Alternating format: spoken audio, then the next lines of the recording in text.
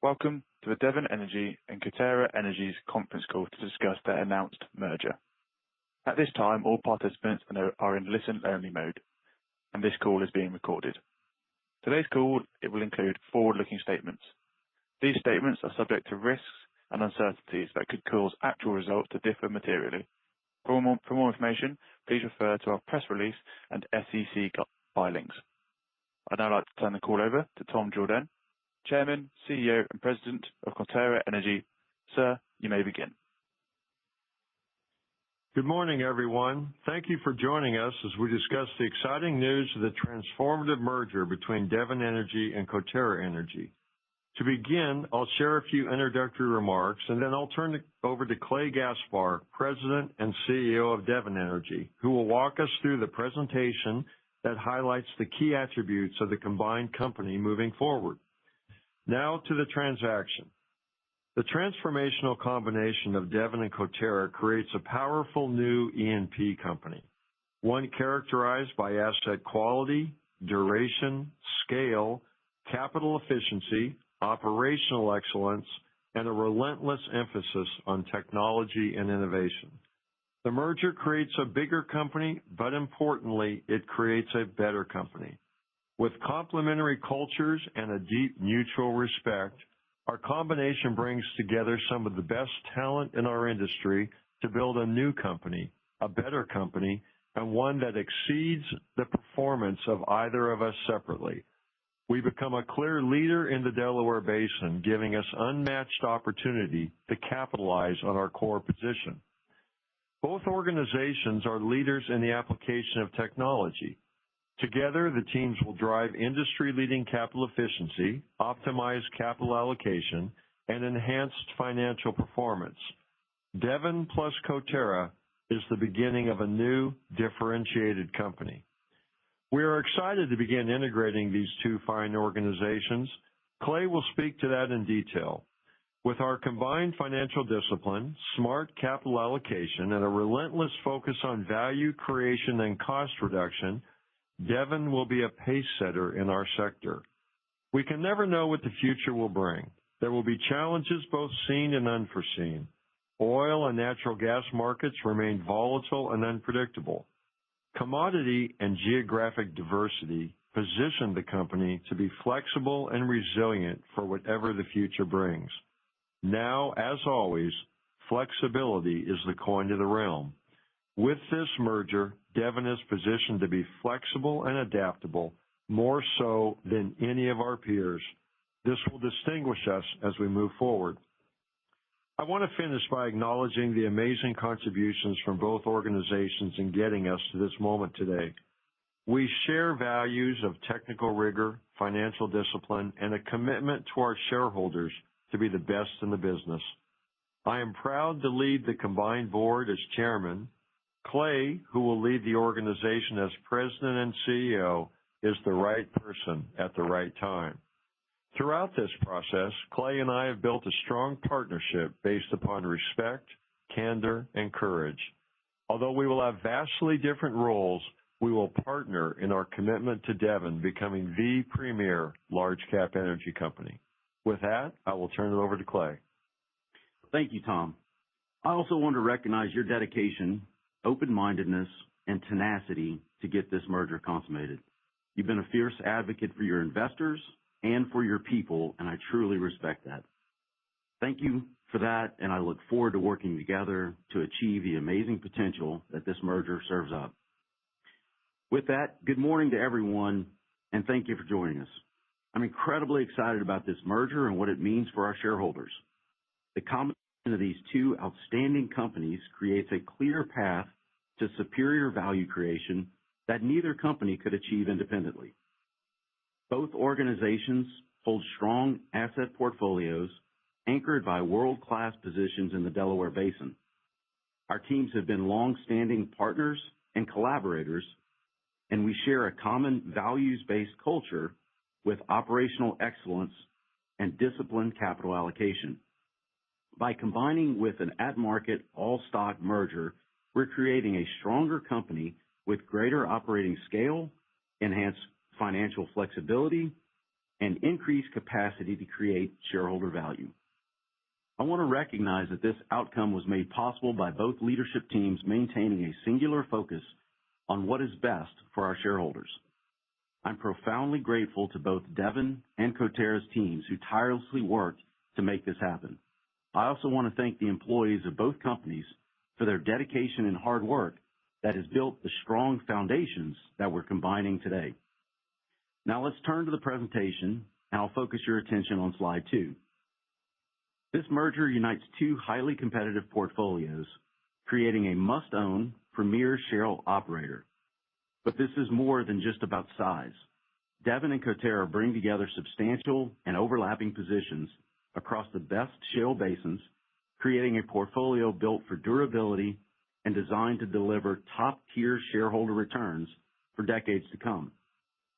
At the heart of this combined portfolio is our leading position in the Delaware Basin, which generates more than half of our total production and cash flow, backed by over a decade of top-tier drilling inventory. Beyond the Delaware, our broader, high-margin, lower 48 portfolio and balanced commodity mix provides resiliency throughout the ups and downs of the commodity cycles. The scale and operational overlap of our combined platform will unlock substantial value. By implementing best practices, optimizing our cost structure, and leveraging our infrastructure, we will capture significant synergies. Importantly, we also lean hard on artificial intelligence and advanced analytics to drive operational excellence in every facet of our business. In total, we expect to deliver $1 billion in annual pre-tax synergies by year-end 2027. These synergies, on a PV-10 basis, represent approximately 20% of the combined market cap and will drive meaningful accretion to both shareholder bases. I will cover this later in more detail, but I want to be clear that we have a track record of delivering on these business optimization opportunities, as well as the people and the processes to do it well. Another critical benefit of this transaction is the enhanced free cash flow generation from the pro forma company. With this uplift, we plan to accelerate capital returns to shareholders through higher dividends and expect a significant new share repurchase authorization to deliver cash returns consistent with the best-in-class peers. It's also worth mentioning that we will realize lower future cost of capital through our improved investment-grade balance sheet and conservative leverage profile. Bottom line, this transformative merger checks all the boxes and positions us to be an industry leader that delivers differentiated value to investors. Turning to slide 3, let me walk you through what this combined company looks like. And what I want to emphasize is, because it's critical, scale does matter, but it's not big for big's sake. It's value-driven scale that fundamentally changes our competitive capabilities and materially elevates shareholder value. The combination creates one of the largest shale producers in the world with over 1.6 million barrels of oil equivalent per day. And here's why that matters. Scale of this magnitude unlocks operational and financial advantages that simply aren't available to operators of less scale. It gives us the ability to expand margins through operational efficiencies across our overlapping asset base, optimize our marketing arrangements and infrastructure, enhance our supply chain purchasing power, and eliminate corporate redundancies. These are not theoretical benefits. These advantages will generate much more free cash flow from every barrel we produce. Beyond the advantages of scale, our portfolio delivers both geographic and commodity balance.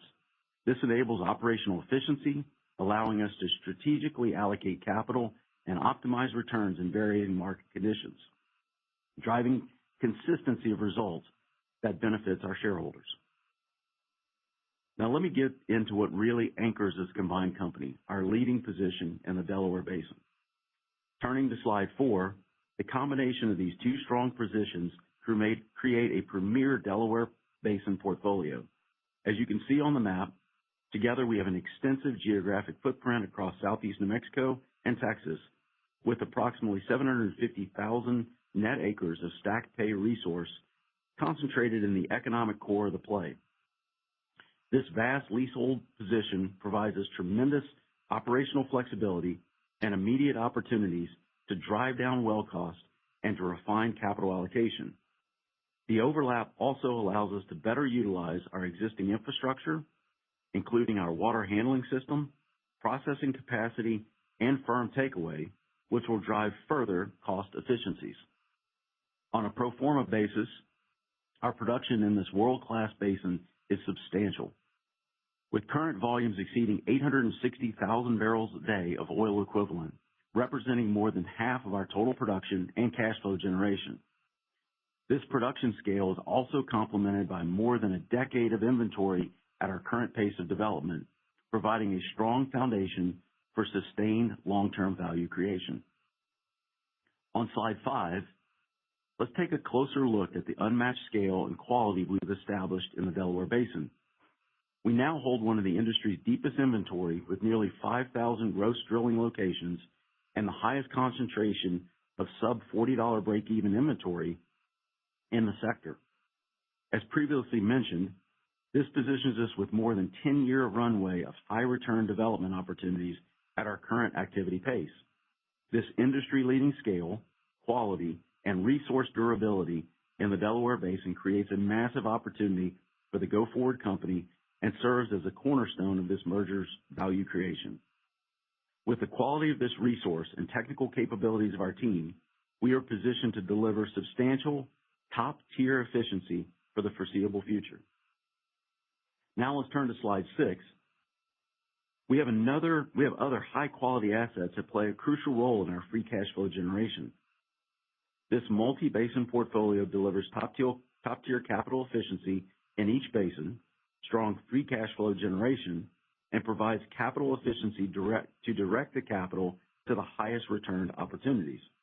Additionally, commodity and geographic diversity associated with this portfolio of assets complements our best-in-class Delaware position, giving us multiple avenues to generate cash flow and deliver strong shareholder returns throughout the cycle. Of course, each of these assets will need to compete for capital in the pro forma company.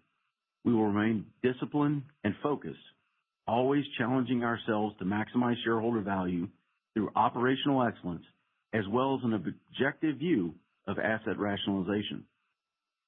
Turning to slide 7, with this advanced platform, it's important to highlight that both Devon and Coterra have a long track record of operational excellence. This is clearly evidenced on the productivity chart on the left side of the slide. This is not cherry-picked data showing just our best wells. This exhibit captures every well for Devon, Coterra, as well as our top peers in the industry, sourced from Enverus. The result? Our combined performance yields impressive standing in this competitive industry and is more than 20% higher than some of the very best peers in the industry.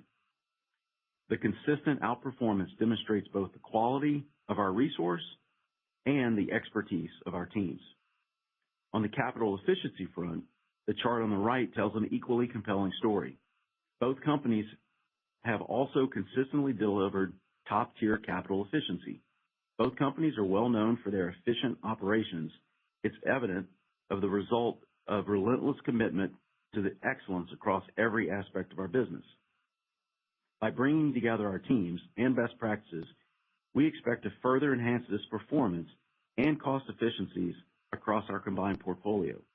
We have the right assets and a proven track record as low-cost producers, positioning us to continue to deliver industry-leading results and unlock even greater shareholder value in the years ahead. Moving to slide 8, let's focus on synergies. One of the most compelling aspects of this transaction and a key driver of accretion for both sets of shareholders. We are targeting $1 billion in annual pre-tax synergies by year-end 2027. Importantly, we have identified specific, actionable opportunities with a clear path to capture these benefits, supported by a detailed execution plan.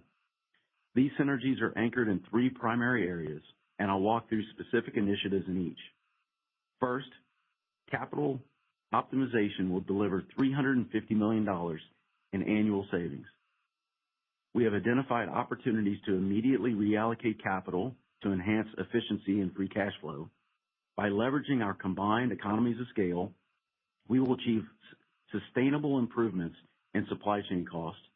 Additionally, our complementary assets overlap and enables the deployment of longer laterals and proven best practices, resulting in another platform tailwind for the company. Next, we expect operating margins to improve to generate $350 million in annual savings. By leveraging complementary asset overlap, we will streamline field operations and drive significant cost efficiency gains. Enhanced infrastructure capabilities, particularly in the Delaware Basin, will further expand margins, while integrated technical expertise will optimize production performance across our portfolio. We have also identified significant potential from corporate cost reductions, which are expected to generate $300 million in annual savings by aggressively eliminating redundant expenses and consolidating duplicate functions. In addition, our enhanced credit profile provides opportunities to refinance debt at more favorable rates, further strengthening our flexibility and driving greater shareholder value. The net present value of these synergies represents approximately 20% of our pro forma market cap. This is a substantial value creation. And because of this all-stock transaction, shareholders of both Devon and Coterra will benefit from these cash flow improvements and accelerated returns that they enable. And lastly on the slide, let me speak directly to the confidence in our execution. Both Devon and Coterra have established track records of exceeding synergy targets in prior mergers. Devon's recent business optimization program is further proof, having delivered substantial cost savings and operational improvements ahead of schedule. Upon close of the transaction, we will have a dedicated integration team led by members of senior leadership, focused on target work streams with clear accountability and rigorous tracking mechanisms to ensure delivery. This is not aspirational. We have done it before, and we are fully prepared to do it again. Turning to slide 9, technology and artificial intelligence are foundational to the success of this integration, enabling us to capture synergies and achieve industry-leading operating results. Both Devon and Coterra have been industry leaders deploying AI across the subsurface modeling, drilling and completions, and production operations. By combining our complementary technological capabilities and expansive data sets, we create an industry-leading technology platform that accelerates AI deployment across our combined portfolio. This enhanced capability will drive meaningful value through optimized wellbore placement, reduced non-productive time, improved artificial lift efficiency, and faster, more informed capital allocation decisions. Turning to slide 10, I want to walk you through the compelling value proposition we've created in this transaction and explain why it offers an attractive entry point for investors. Starting on the left, you can see how this merger creates a company with top-tier scale, as evidenced by our substantial cash flow generation. This presents a clear opportunity for investors as we trade at a discounted cash flow multiple relative to our peers. As we integrate and deliver results, we expect the market to recognize the enhanced scale, quality, and execution capabilities of the combined company. The chart on the right reinforces this point, illustrating our pro forma free cash flow yield relative to industry peers. The combined company is positioned to deliver a highly competitive free cash flow yield, which will further improve as synergies are realized. This represents an attractive entry point for investors, offering a premium free cash flow yield compared to top-tier peers with similar scale and quality.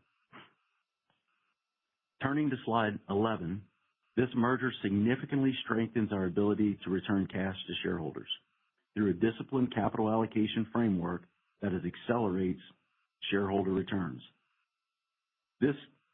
We enter the combination from a position of financial strength with $4.4 billion in liquidity, 0.9 times net debt to EBITDAX, and an estimated reinvestment rate below 50%. The fortress balance sheet, combined with our enhanced free cash flow generation, provides us financial flexibility to navigate any market environment while maintaining our commitment to shareholders.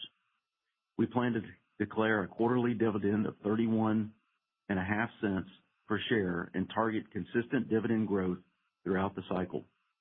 As our synergies are captured and free cash flow continues to build, we expect a new share repurchase authorization in excess of $5 billion to deliver cash returns to shareholders consistent with best-in-class peers. To wrap up, let's turn to slide 12, which summarizes our unique investment proposition. As a premier share operator, the combined company will have the scale, assets, people, and capital structure to deliver significant value to shareholders. Meaningful synergies drive accretion for both sets of shareholders, and we believe that we are positioned to deliver industry-leading returns and long-term value creation with this combined platform. Thank you for your interest and support as we embark on this next chapter. With that, operator, we'll turn the call open to Q&A. Thank you very much. To ask a question, please press star followed by 1 on your telephone keypad now. If you change your mind, please press star followed by 2. When preparing to ask your question, please ensure your device is unmuted locally. And we ask you to kindly limit it to 1 question per participant. Our first question comes from Neil Mehta from Goldman Sachs. Your line is open, Neil. Please go ahead. Thank you, Clay. Thank you, Tom. Congratulations on the transaction. I guess the first question is just thanks, Clay. First question is just on how you define what is core versus not core. Appreciate that you said you'll go through some sort of strategic review and everything has to compete in the portfolio. But it's clear that the heart of the company will be the Delaware. Where does stuff like the Marcellus, but also other assets fit within the portfolio? Any early thoughts outside of the Permian? Yeah, Neil, great question, and I know that's on everyone's mind. Here's what I would tell you. I think individually we've made decisions about what optimizes the prior companies. I think it's a whole new set of opportunities as we combine these two great companies. So absolutely, first things first, we need to get to close. We need to execute on all the things that we're doing. But you can bet first priority for the new combined management team and board is thinking about that capital allocation amongst these assets, and absolutely asset rationalization as we think about what each of these assets mean, not just individually, collectively. We're a new portfolio, how they complement, really bolstered by the synergies that we'll see across the company, not just in the overlapping portfolios. And then, of course, certainly thinking about the opportunities beyond that and how do we create additional investor value. So thank you for the question. Our next question comes from Neil Dingmann from William Blair. Your line is open, Neil. Please go ahead. Congratulations, Clay. Congratulations, Clay, Tom, and team. Looks like quite a deal. Clay, my very quick question is just on the various operational partnerships that the combined company will have in the Delaware and Mid-Con. I'm just wondering, will the deal change any of the terms or structures of these deals? And maybe more importantly, would this cause you maybe to, having the larger company cause you to potentially buy out the partners or at least swap positions there so you're fully, or the pro forma company's fully operating in those areas? Neil, I think it's great. Coterra and Devon have worked very closely together, collaboratively, and these partners we both know very well. I think we have both really good relationships. I don't expect any changes in those critical JV partnerships. I think if anything, we'll have further opportunities with the scale, the leverage that we have to do further creative opportunities to create shareholder value.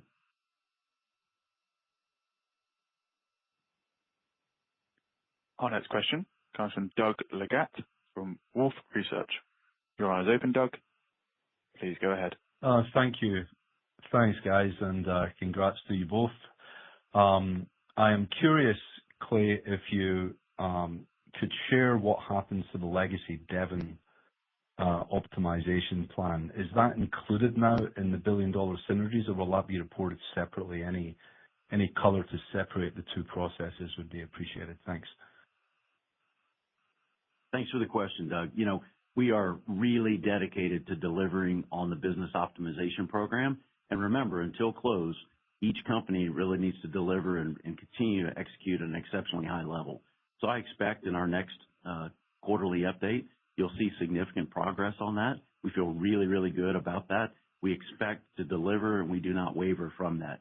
The synergies that we're talking about in this presentation are above and beyond the work that Devon's already been doing and the great work that Coterra has already been doing. These are truly synergies related to this combination.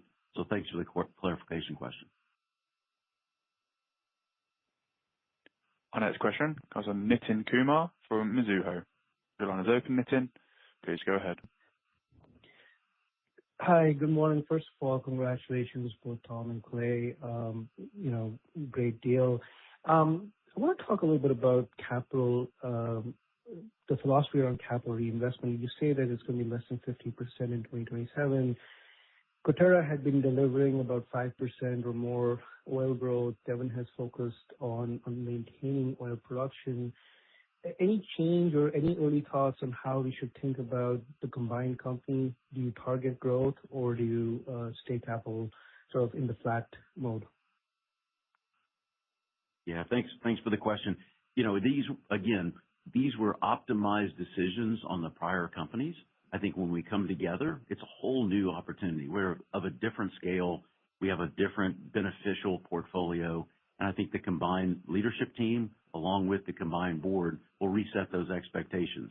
I don't have any additional color on that just yet, but more to come on that. And I think the opportunities are profound. When you think about the scale of these individual assets, with the crown jewel asset in the Delaware Basin, it gives us a lot of capabilities. So more to come on that front. Our next question comes from Arun Jayaram from JP Morgan. Your line is open, Aaron. Please go ahead. Yeah, good morning. Good morning, gentlemen. I was wondering if you could go through kind of the go-forward leadership team and thoughts on the decision for the headquarters to be in Houston. And it does sound like OKC will play a prominent role in the organization going forward, but talk a little bit about those two aspects of the transaction. Yeah, thanks, Arun. This is something Tom and I spent a lot of time on. We both have tremendous teams, and really trying to find the right combination was absolutely critical to both of us. And so that was a starting bid. Now, as we think about how do we leverage the capabilities of the combined entity and make sure that we preserve that amazing upside potential that we have and not lose that was, again, just foundational in our conversations. So we presented a nice combination that we'll detail in more clarity. But we have also one of the considerations was the headquarters relocation. As you know, Devon has a very proud history in Oklahoma City. We continue to be very supportive of the community. We'll continue a very significant presence, obviously, here in Oklahoma City. But the headquarters, meaning the executive team, will relocate to Houston. That was part of the conversation.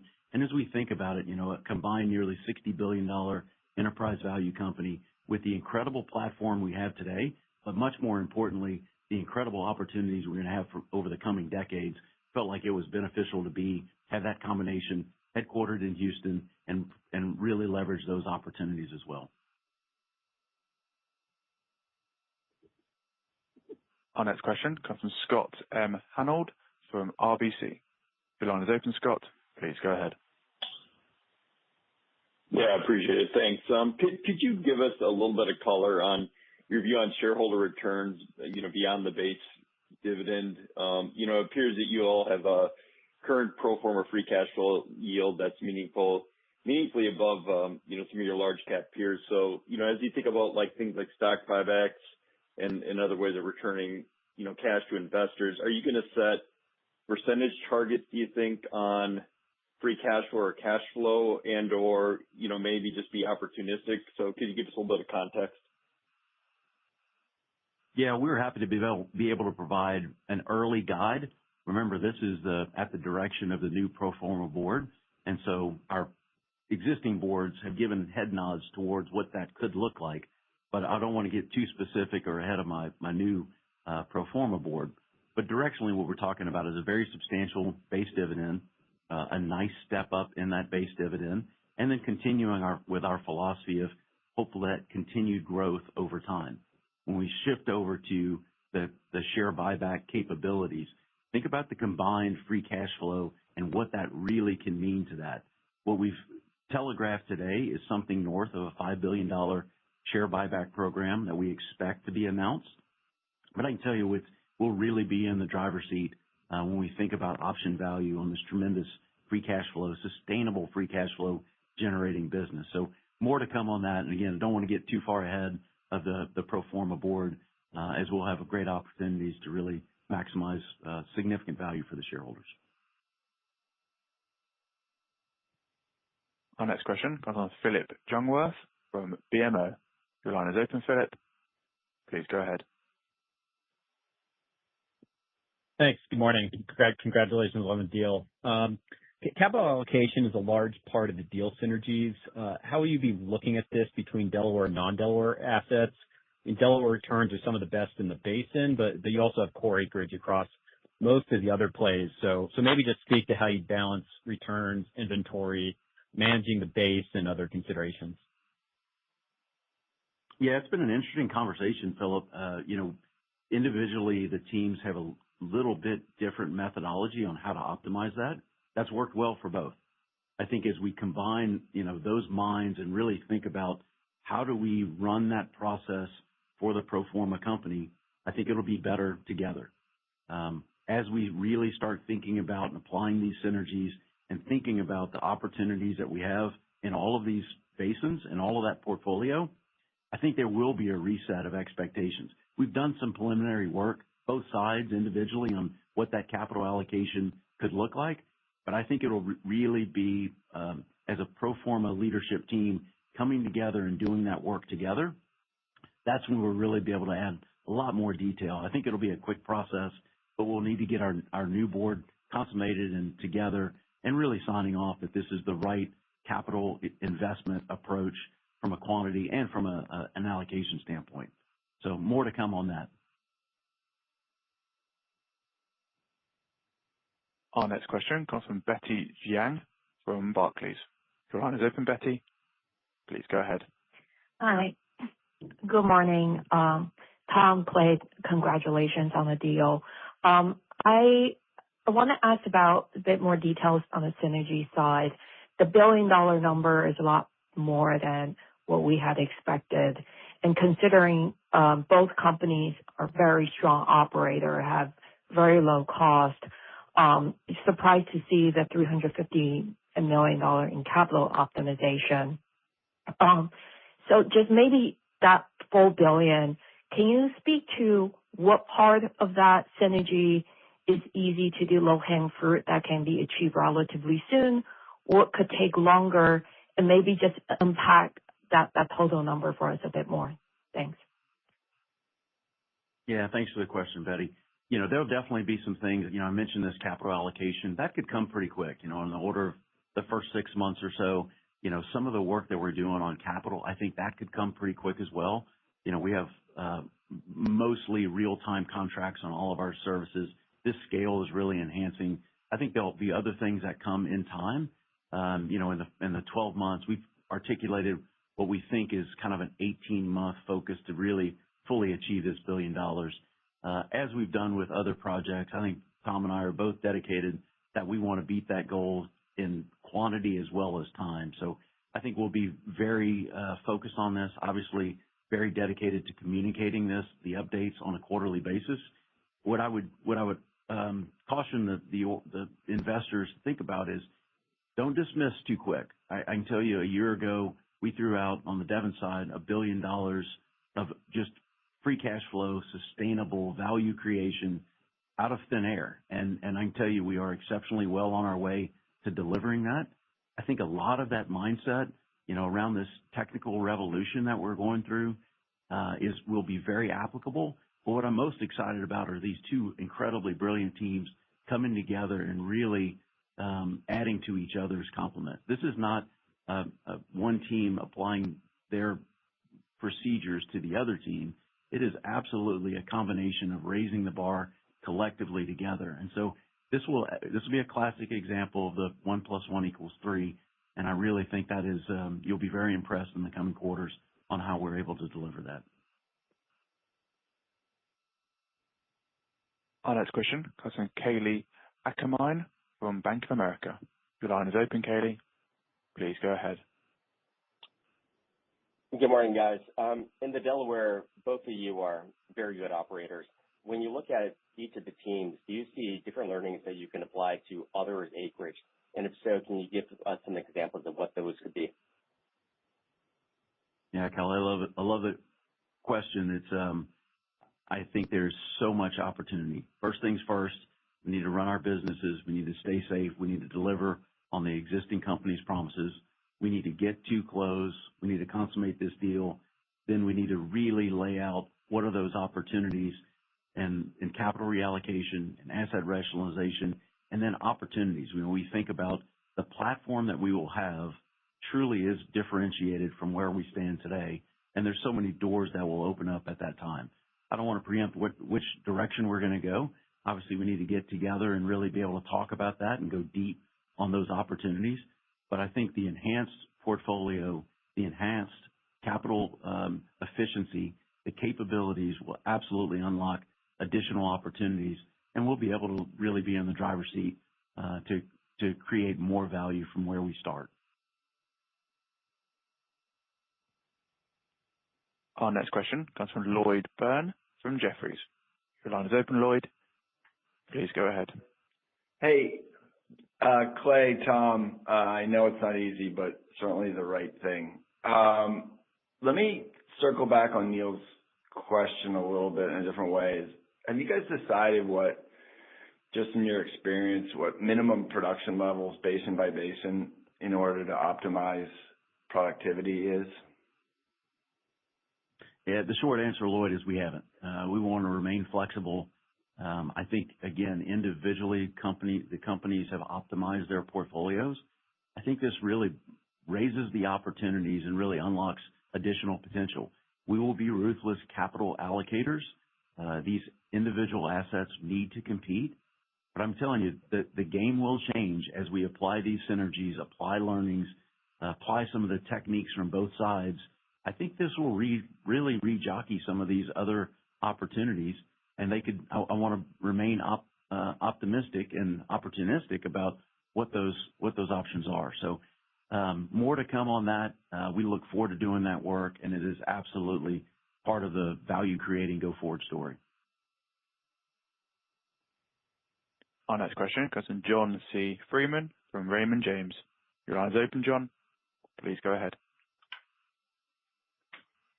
Thank you. Good morning. Congratulations.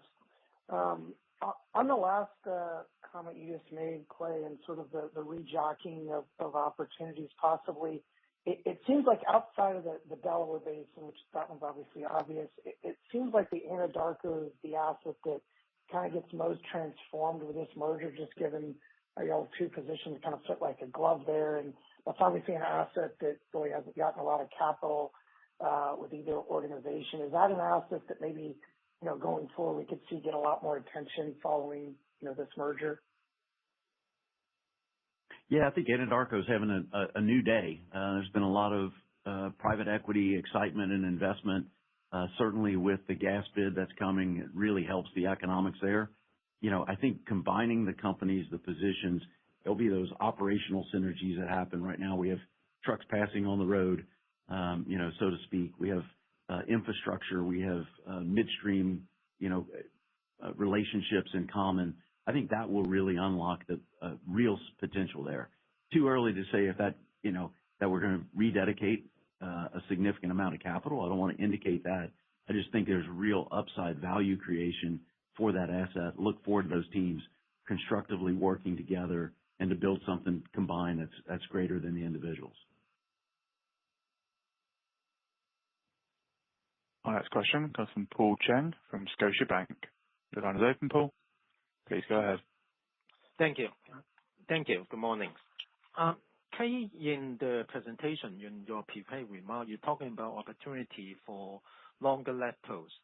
If we look at the combination, seems like in the Lee County, in the Delaware, and also in the Taco Basin, where you have the most overlap, could you quantify what's the potential of that longer lateral? I mean, are we talking about, say, 100 well, 200 well, any kind of colors you can provide? And also, because those in Delaware, that the Lee County is the biggest overlap, can you give us some idea that how much is the production from the Lee County and also CapEx that the combined company on a pro forma basis currently have? Thank you. Yeah, Paul, I don't have the numbers on Lee County specifically, but answering your first question, I'll go back. We do see some the synergies that we can extend laterals. The good news is the area we see it's in some of the best rock in the whole basin. And so specifically in the Delaware, it's not a huge number, but on the order of the numbers that you threw out. But then certainly thinking about that incredible value. There's also, it opens the door for lots of trades. Every time you do a deal like this, it kind of resets the stack. That's where we've created a tremendous amount of mutual value with partners. All of a sudden things change, and all of a sudden something that we've been trying to get done on one side or the other that we just haven't had the right trade bait, all of a sudden becomes, we're refilled again, and all of those opportunities reset. So I think that just raises the bar. So certainly some day one extended lateral opportunities in the best part of the basin, and then compounded by a whole new reset of partner deals that we'll be able to maximize. Our next question comes from Kevin McCurdy from Pickering Energy Partners. Your line is open, Kevin. Please go ahead. Hey, Clay, congratulations on the deal. I know you guys worked hard to put this together. With this merger, you become one of the largest gas producers in the Permian. It seems like there'll be an opportunity for free cash flow increases given the debottlenecking of the basin and the increased in-basin demand. Any thoughts on how you can approach that opportunity set now as a larger company? Yeah, thanks for the question, Kevin. It unlocks a lot of opportunity. This is a perfect example of what scale does. We've both been very leveraging of our midstream partnerships and thinking about how do we maximize that opportunity.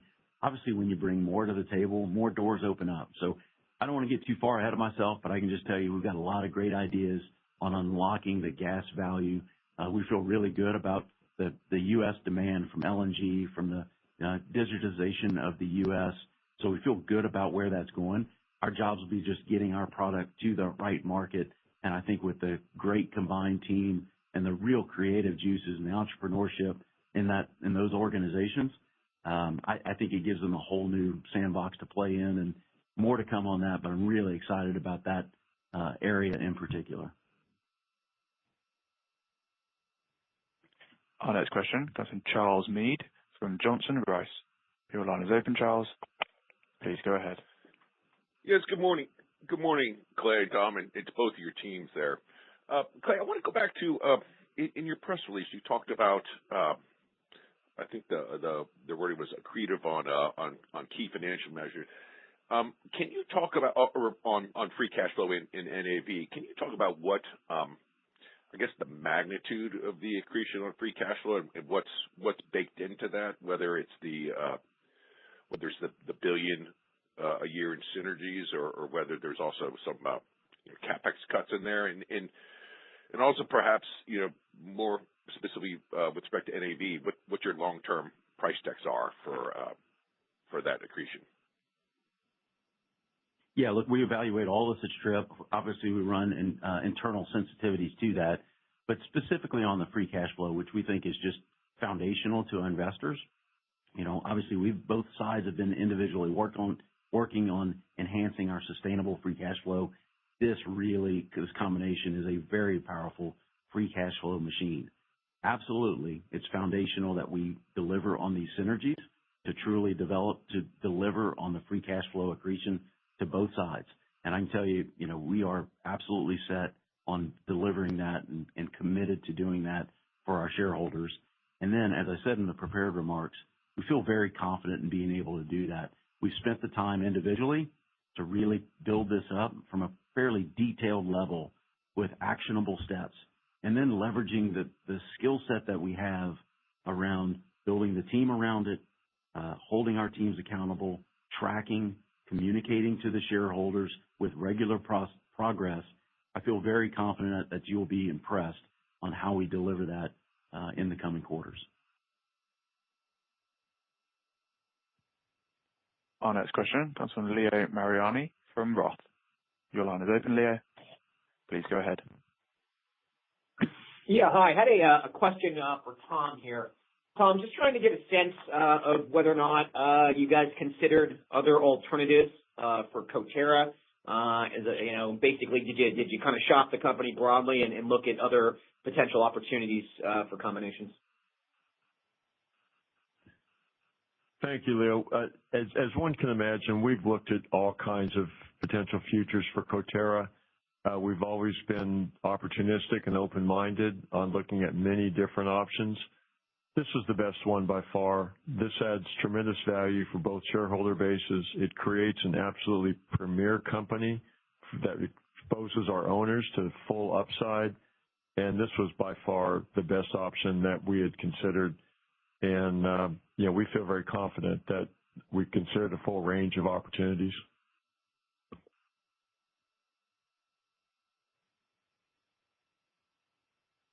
Our next question comes from Noel Parks from Tuohy Brothers. Your line is open, Noel. Please go ahead. Hi, good morning. The main question that I had concerns sort of the combined company's philosophy on product mix. And I guess I'm thinking in particular about between now having the combination of associated gas from the Delaware, huge Marcellus position, substantial gas also from Oklahoma. I was wondering if you could maybe talk about your philosophy on infrastructure development and ownership going forward, and whether the notion of sort of a more integrated gas, midstream, upstream philosophy going forward holds any appeal for you. Yeah, thanks for the question. I mean, you certainly hit on an opportunity with a company of this kind of scale. A lot of those doors swing wide open, either in key partnerships related to maximizing the value of our commodities, certainly in natural gas, NGLs, and of course oil, but also, us leaning that direction. Again, we need to get the teams together. I don't want to get too far ahead of the great ideas of our collective management team and certainly our board, but I think those are the kind of opportunities that are way above and beyond these synergy numbers that we put down. So the $1 billion to me is a base case of, tangible value that we will be able to articulate for our shareholders. But an idea like you're talking about and so many others really will be, at our feet as opportunities to create, incredible value above and beyond what the day one combination looks like. So thanks for bringing it up, and more to come on lots of fronts around additional value creating opportunities. We currently have no further questions, so I'd like to hand back to Clay for some closing remarks.